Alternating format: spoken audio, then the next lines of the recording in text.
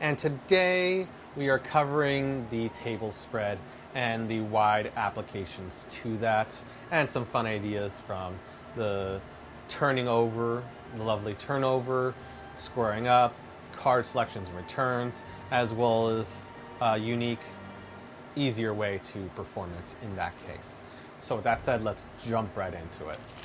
So in this case, to go into the table spread is lovely, used classically in Magic, and you could just have a card selected.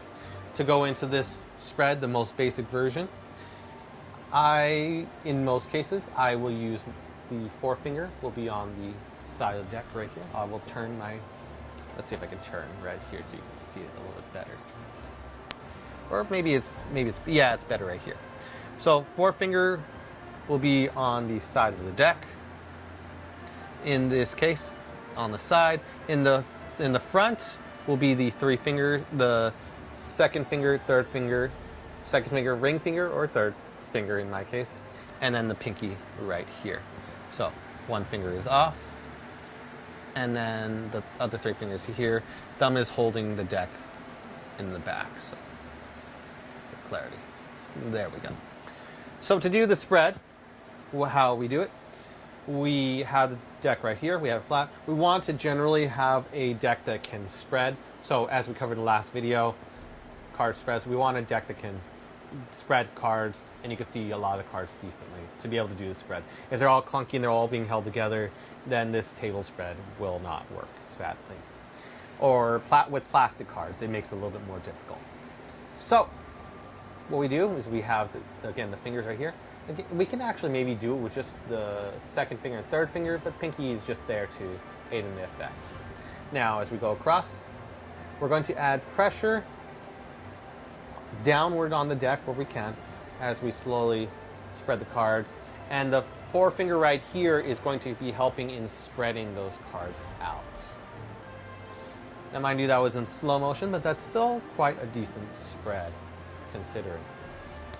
So again, forefinger right here, three fingers right here, three fingers from the front. So forefinger, there you go. And then we come down by adding pressure, and then eventually it just becomes the thumb, the middle finger, and the forefinger right here, spreading the cards. The other fingers are coalescing to cover it, but I can keep it rudimentary so you can see the basic idea of it. And I'm doing it in slow motion. If it's done in faster motion, you get more of a wider spread to that. So you get all of that. So again, we go into it. Like so. And so, forefinger.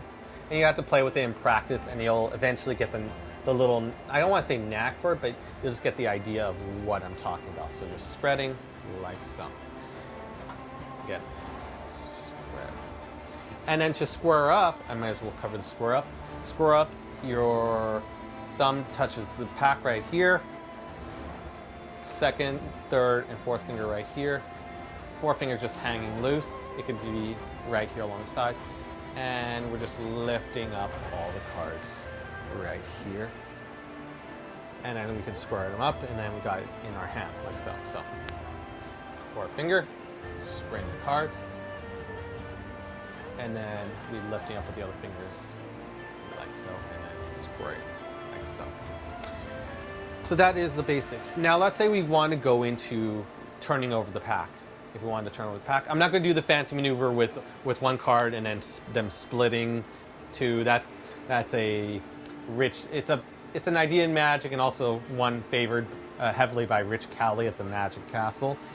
But I instead will cover the turnover, the basic turnover, which looks like so. So after we get a nice spread, so we practice, we got a decent spread. What we're going to do at this point is we're going to put our thumb down, fingers right here, and instead of scooping them like we usually do, we're going to just lift up, and you're going to notice that if they're spread correctly, they will be aligned, and you don't have to worry about them falling over all over the place. And we want a good surface so we can do that. If it's like a rough concrete surface, it may not work. So then we've got this, and then we can just use our forefinger to gently middle finger or forefinger, however you want to do it. I usually tend to do it with my middle finger, just pushing along. And then we get it right here.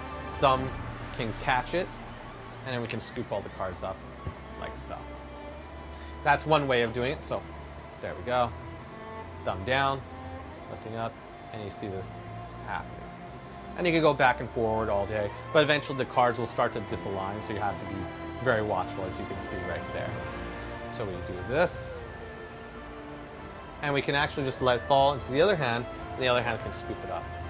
Now I want to save the easier method for just right now, so we can learn the proper way, and then the easier method can go right there. An easier method is where you can leave your first four fingers right here, and then spread downwards like we've done before, and so we get this card spread. So they're on the fingers, and now the fingers can lift it up and turn over the cards. In my opinion, slightly less fancy. It's an idea I kind of came up with on my own, but it can get the job done. Just this a lot faster method of getting to it. So boom, and you could actually do this at the beginning to be able to show all the cards being fair before you have the card selection.